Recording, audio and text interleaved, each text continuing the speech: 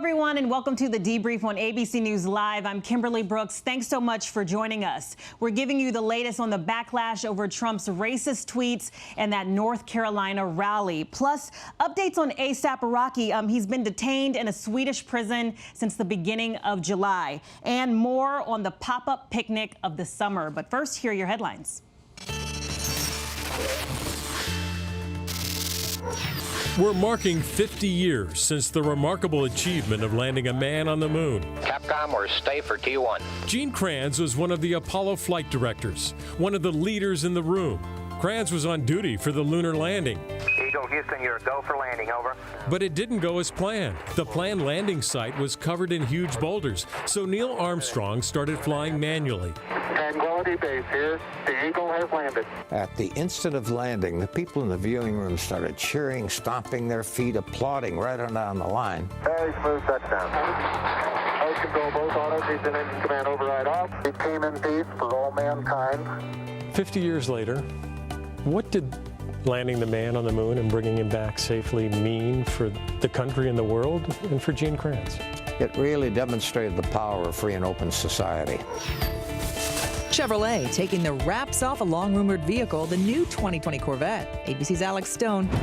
Revealed in a big show in front of a large crowd of fans inside of a giant hangar, the newest Corvette came speeding out at the crowd. 2020 mid-engine Corvette. The new Corvette has long been rumored because of a controversial change. The engine has been moved from the front of the car to the center right behind the driver.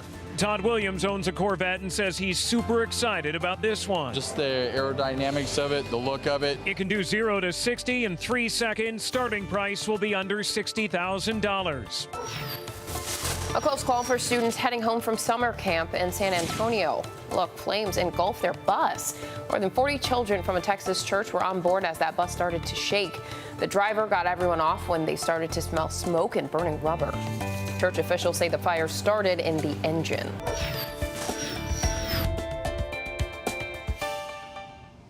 When we begin with weather, you know something is up, and in this case, it's a heat wave. Extreme heat expected to peak starting today. Do you hear me? This is supposed to be the hottest weather in 7 years in cities like Philly and New York, where Mayor de Blasio declared a state of emergency. In fact, the weather was already so hot in New York, yesterday's triathlon was canceled. And Chicago is also on the list, where we find our Stephanie Ramos. Stephanie, good to see you. Tell me what it feels like right now. Well, Kimberly, right now it's about 95 degrees, still pretty early in the day.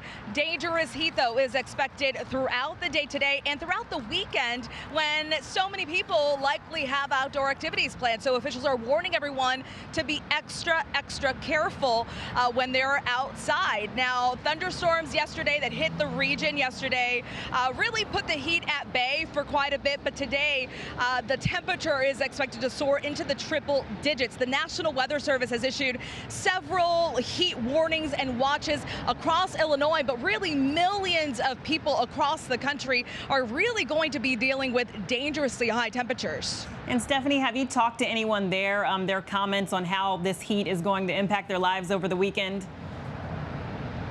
Yeah, definitely. I've spoken to a few people who have said they are going to the lakefront to cool off, kind of a natural cooling center. Others that say they're going to heed the warnings and they're going to go to a Salvation Army or another facility that is operating as a cooling center. But officials here, they have been putting out warnings and things to keep in mind throughout this heat wave this weekend. Take a look at some of their tips here. Officials say, of course, drink plenty of fluids, drink plenty of water, try to stay in the shade or indoors as much as possible. And if you do have to work outside, like us, like news crews, take frequent breaks and preferably in air-conditioned space. Also, don't forget to check on elderly neighbors and senior citizens and your pets as well. Take your pets indoors, and of course, never leave your children or pets in an unattended vehicle at all. But right here in Chicago, the Illinois Tollway has launched a 24-hour weather patrol. They are making sure that if anybody is stranded out there due to empty fuel tanks, flat tire, batteries may need a boost, if they're on the side side of the road, those weather patrols are going to be out there to rescue them and make sure that they're okay. So that's going to be taking place here in Chicago throughout the weekend, but millions of Americans dealing with this dangerous heat. Unbelievable. Gotta stay cool. Stephanie Ramos right there in Chicago. Thank you so much. And as she said, safety is of the top priority. So Gio is in Havertown, Pennsylvania with more on this. Gio? Hey there, Kim. Yeah, temperatures here are going to reach over 100 when we're talking about the heat index in this area. We're going to see some of the worst temperatures this weekend, okay? And that's when it's so dangerous, because when you're talking about cars, hot cars, you're talking about 21 kids already losing their lives. And so we actually went in here. That's why I'm a little sweaty. We were in here actually looking at my body temperature. We were looking at my heart rate. We were looking at the temperature inside the car to see what would happen. We spent about 45 minutes in there, and this is what happened on Good Morning America. Take a look. So I got to tell you, my heart is racing a little bit. My mind isn't exactly clear right now, and I'm definitely sweaty. I mean, you can see that much. Listen, we started this with 83 degrees inside this car. That's when we started. We're at 96 degrees inside this car right now. That was just 45 minutes, and we just took my body temperature right there, and it was 100.8. 105 is deadly for kids. Joe, thank you so much for keeping me safe. And let's bring in Joe Yoakum. He's a paramedic. He's the paramedic who was in there with me, and you were hot too. Oh, it was really hot. Yeah. Tell me what happens with the body, because when you're talking about kids, their body temperature can heat up, what, 3 to 5 times faster than adults? 3 to 5 times faster, because their surface area is a lot greater than our bodies. You would think, because as an adult we have more surface area, but based on their weight, they're smaller. They have a bigger surface area to lose water. So as you heat up, your body's trying to compensate, so your heart rate's going to elevate. Eventually, once you get rid of all that excess water, your blood pressure is going to start dropping. You're going to start feeling a cooling sensation. That's when you know you're in danger. Yeah, and that's why it's so, because you're talking about kids, and you, like you said, you can't exactly tell an infant to go drink a bottle of water. Correct. You and I can go drink a bottle of water. I can't tell my 5-month-old to go, hey, you need to drink this. Yeah, and so that's why it's important. That's why we need to be so vigilant. And there's new technology that's out there. This one is called Sense-A-Life, okay? This is an electronic pad that you get it and you put it under the child. Take a look at this. When we open the door... Occupant detected in car seat. Please remove child from the seat. Please remove a child from the seat. It realizes that the child is back there. And if that doesn't work, if you don't hear that, you will actually get an alert on your app. Come over here because you can see this. This is the Kia Telluride, okay? And this is a car that has this motion detector already in the car, okay? And that is what lawmakers are trying to make standard. They're trying to make that into all cars. And so they have a bill that's been introduced right now, and we will see if that passes. But that bill was introduced just about a month ago. So lots of new technology, but you can't just rely on technology, okay? You got to make sure that you are putting maybe your purse back there, your keys back there, your cell phone back there, something that will automatically trigger your mind to check the back seat, because again, 21 children have already lost their lives. Kim? All right, Gio, that was some really good information. Thank you for that. And I want to take you guys over to Nebraska, because imagine, as you just saw that, the weather being so hot, you can cook your breakfast outside without a stovetop. So I want to bring in Hallie Bova. She's a National Weather Service meteorologist who I think was just recently crowned the Biscuit Queen. Hallie, can you tell me what you did? Yeah, so yesterday we had heat index values above 110 in our area. The high was in the upper 90s. And so we decided to have a little fun, and we were going to cook some food in the car.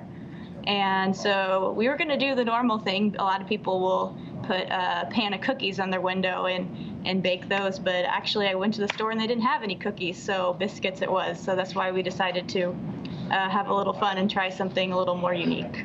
And so you put the biscuits in there raw, and then how long did it take before you said they were actually edible?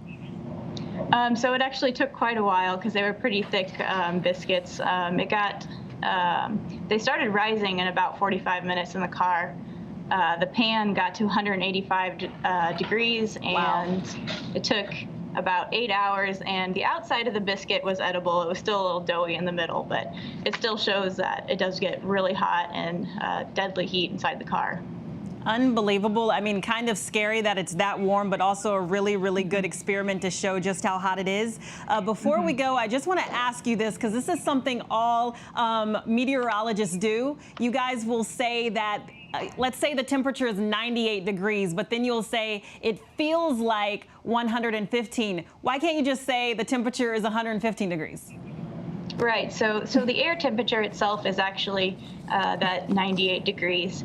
And so what happens is our dew point is actually somewhat higher, and it causes the relative humidity to be, 80% or a high value. And when we have that much moisture in the air, it makes it so your skin can't cool down, the sweat can't evaporate off of it, and so it feels even hotter than it actually is because of the moisture in the air causing, your body to not function the way it's supposed to. All right, Hallie. Well, I guess in this case, you don't even need actual numbers. It's just hot everywhere.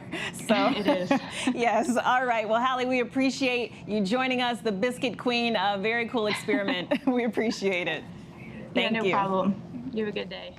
And guys, we moved to Washington, where things are also heating up. The outrage over President Trump's racist tweets telling 4 freshman congresswomen of color to go back to their countries. This was followed by his raucous campaign rally in North Carolina, where the crowd chanted, "Send her back," when the president talked about Representative Ilhan Omar. So I want to go to Karen Travers at the White House.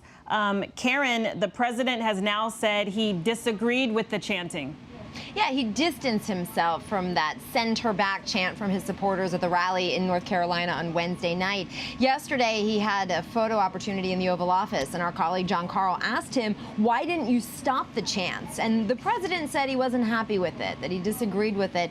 But he also pushed back, Kimberly, and said that he did jump in. Now, the video shows a very different story. The chants start, the president pauses for about 13 or 14 seconds before he starts speaking again about Congresswoman Omar. And Kimberly, the chants at that point had almost died down. So it was the crowd stopping and then the president picking up his remarks.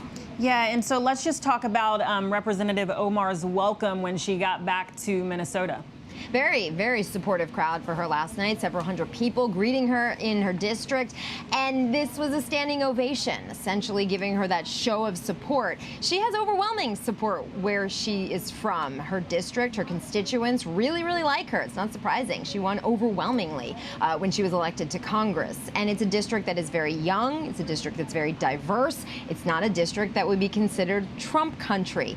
Last night, she said to that crowd that this was a distraction from other issues, and she did not want it to continue being a distraction. Certainly, she wanted to start focusing on policy issues and dive right in talking about Medicare for all. All right, Karen Travers at the White House. Thanks for joining us today. We appreciate it. And we move overseas to Iran, where President Trump said a U.S. warship destroyed an Iranian drone in the Strait of Hormuz after it threatened the ship. Reminder, this comes less than a month after tensions were rising and the president came close to retaliating with a military strike. So I want to bring in Elizabeth McLaughlin at the Pentagon. Elizabeth, Iran denies that anything was shot down. So how is there this miscommunication? Well, that's exactly right. Iran's foreign minister is saying, we didn't lose a drone. Now, I talked to a U.S. official this morning who said there was an Iranian drone that was destroyed by the U.S. It crashed into the waters. It remains to be seen if the U.S. is going to put out additional evidence to show that incident. But we know that the Iranian drone was about 1,000 yards from the USS Boxer as it was transiting the Strait of Hormuz. And that's a very narrow strategic waterway right off the coast of Iran. And it used electronic jamming equipment. So this isn't the traditional shooting down with a missile. This is looks like a vehicle that is on the deck of the ship that uses sensors and radio frequencies to interfere with the drone and take it down. What we're looking for next is how does the U.S. assemble a coalition of allies and partners that will work to make the waterways safer? They're calling this a maritime security initiative, and there are representatives from the State Department and the Pentagon who are meeting right now in Washington, D.C. with foreign ambassadors supporters, trying to get that group together, and maybe they can use more surveillance in the area in order to make sure tankers and also, military ships like the USS Boxer are safe when they're transiting the area. And Elizabeth, do you think this is anything that Americans should be worried about? There's so much back and forth. Yeah, there's certainly a lot of tit for tat here. You saw the Iranians shot down an American drone just last month. And now these are very different incidences. That shoot down of an American drone was a $130 million Global Hawk, a very sophisticated drone that has about the wingspan of a 737. That's a very, very large drone. We know that what was shot down by the U.S. yesterday was much smaller, less sophisticated. So this isn't maybe going to provoke a very strong reaction from the Iranians in the same way that you saw the U.S. consider military action. But it does not help the escalating tensions. And there have been several incidences with Iran taking ships that are in the region, those tanker attacks, but also just this week, they said that they seized a vessel that they said was smuggling oil in that region. And so the security initiative that the U.S. is trying to put together is the next step, or else we may see these tensions continue to rise and these types of attacks continue to take place. All right, Elizabeth McLaughlin at the Pentagon, thanks so much for joining us today. And guys, we move on to Sweden, where hip-hop artist A$AP Rocky and two of his friends have been detained in a Swedish prison since July 2nd. Lots of people in Hollywood and Congress are calling for his release, even a movement with a petition of over 600,000 signatures. So I have Mike Muse with me here because we want to discuss this. I'm going to give people the background on this story. The arrest came after a fight broke out in the streets of Stockholm. TMZ released a video showing A$AP and two of his friends beating a guy up. But before he was detained, A$AP Rocky posted two videos on Instagram that showed what happened right before, where the same guy was following them around and wouldn't leave them alone, even hitting A$AP's bodyguard with his headphones. And you heard A$AP in the video telling the guy that he doesn't want any trouble, but A$AP was arrested on aggravated assault. So, this seems a bit extreme for this fight. He's still in prison since the beginning of July. Yeah, it's really interesting, Kimberly, and even today, the Sweden prosecutors made an announcement that he's still going to be held for an additional period of time as they continue this investigation. And let's just state the facts from the Swedish perspective. The Swedish perspective is they don't have a bail system in place for them. And their perspective is that he has been treated fairly. So I want to make sure that we put it out there in regards to that. And they also say they are holding him because of one of the sentiments of a flight risk. And so they usually say this is not unusual for any foreigner to still be held for a certain amount of time due to the ability for them for a flight risk. With that being said, though, there's also a lot of inconsistencies that have come up with this story. In particular, the Geneva Convention, which states that any time a foreigner is arrested, they have to be notified immediately. The home country has to be notified immediately. They weren't notified immediately. And then when diplomats went to actually go check in on A$AP Rocky, they weren't allowed to see him initially. And then when they were allowed to finally see him, they weren't allowed to meet in private with him. So there's been a lot of inconsistencies when it comes to this, and on the fact that we must state that he came in voluntarily, right? Because of the fact that he wanted to be proactive with this. So the challenge that makes it so difficult is you go in proactively, and then you get arrested by coming in proactively. And I can't understand why the prolonged amount of time when the videos clearly show an example of them being harassed for an extended period of time. And they were antagonized. And one would say it's an act of self-defense. If someone's antagonizing you and really probing at you for a certain amount of time and then attacks your bodyguard, they attack first. The evidence is clear. I understand there's no bail system, maybe a week at the most. But for this extended amount of time, something else is happening within the diplomatic system. Well, many would say, and many have said on Twitter, that this may have happened because his crew was black. Yeah, and I think that's an important part of the story, which is interesting, the narrative that we've been having all week with racism in America. Racism in America isn't just restricted to the United States of America. The world, and particularly Europe, has had a very complicated system with race, from past to present, and hopefully not more into the future, but here we are in the present with the migrants, right, and migrant communities within European countries. There is still a tension that exists there. And so there is this notion of racism that goes outside the boundaries of the United States of America, but then you look at it in terms of black Americans, right? You want to be able to feel safe and feel comfortable when you go abroad. And so now there is this new dynamic of where can we be safe, right? Where we won't be discriminated against. Some people are still a bit upset about his comments on Ferguson, where he said he didn't want to be political, and now he's in this situation potentially because of his race. Yeah, it's interesting how I'm so glad that you mentioned that.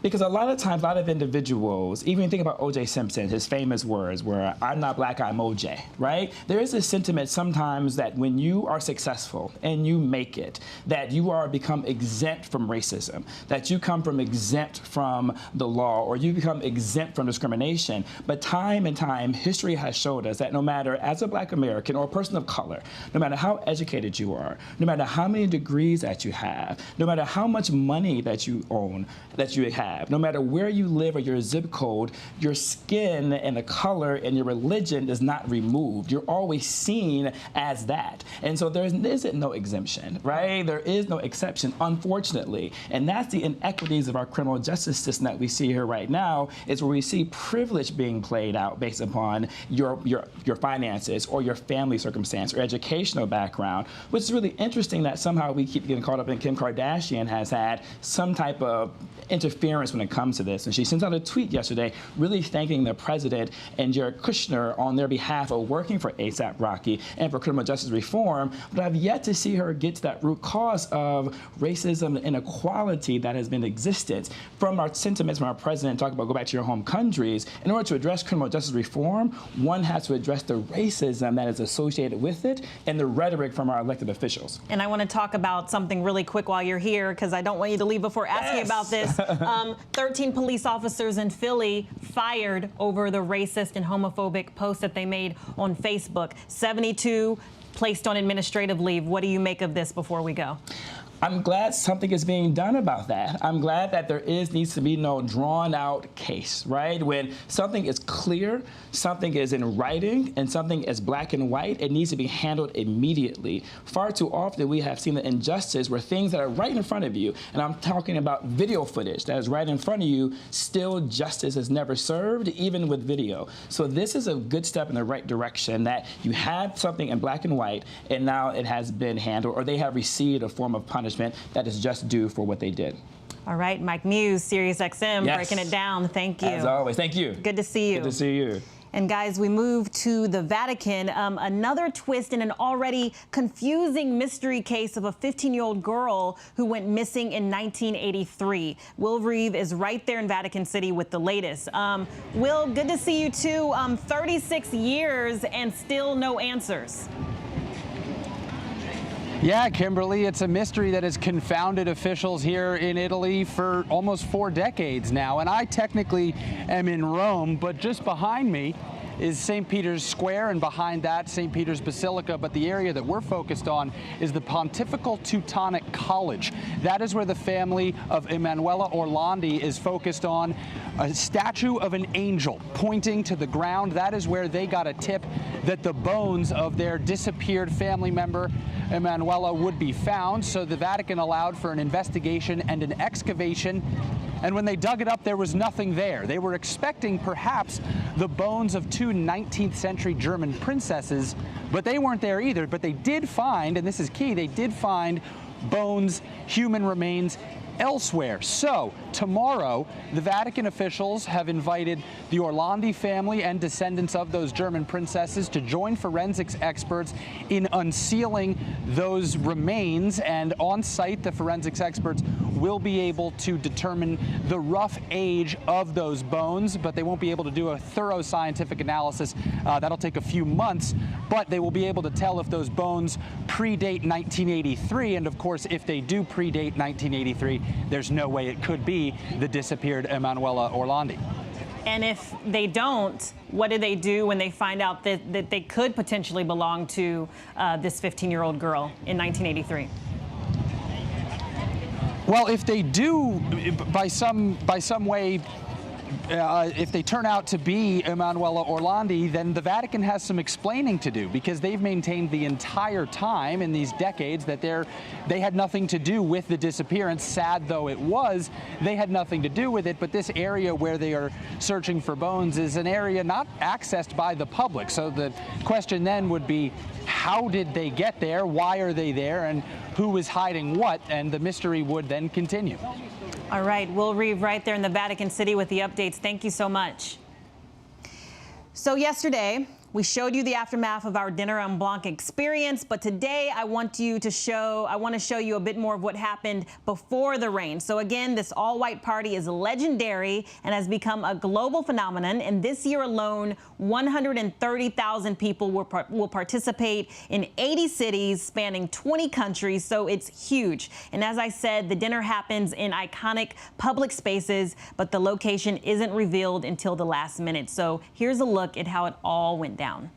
What I'm about to do right now is completely epic. I'm going to this super exclusive all-white party that only happens once a year. And the thing is, I'm all dressed up, but I don't even know where I'm going because the location is not disclosed until the party begins. So this bus back here is with all of these VIP guests. You want to tag along? Let's go.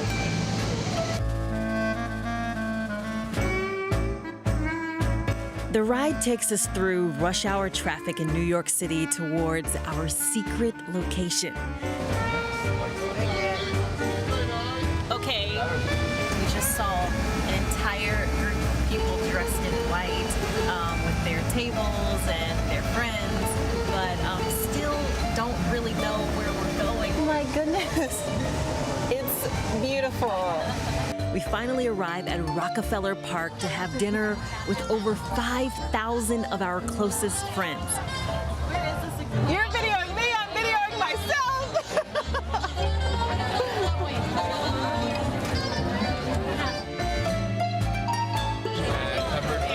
It's my 5th year of doing Blanc. Like, is this your first time? It is. It's all of your first time? It's our first time. Yeah. We're together. It's my 3rd year. Your third year. So you're like a veteran here. Yeah. There you go. As VIPs, our host, Sofitel, hooked us up with a beautiful table and some amazing food. We have some pate, some smoked duck, some saucisson sec, some lobster tail, and octopus carpaccio. Casual. Yes. Casual, you know. Casual. But very French and, of course, very Sofitel. Yes. Most of the guests are invited by a group leader who organizes dinner, decor, and displays for their crew. This group went all out with a winter wonderland theme. Amazing.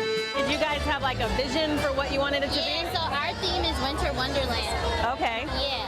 And we have like a whole lot of stuff. Like we have a train set, we got like the whole thing. It's a little, we're getting it together. Now that everyone is ready to go, the dinner officially begins with the waving of the napkins.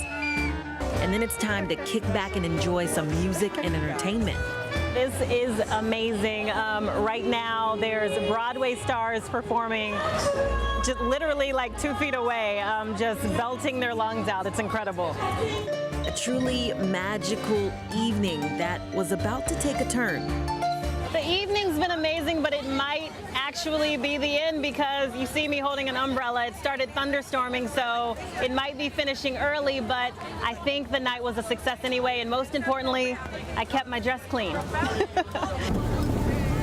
The heavens opened up and we ran for it. Oh my God, crazy.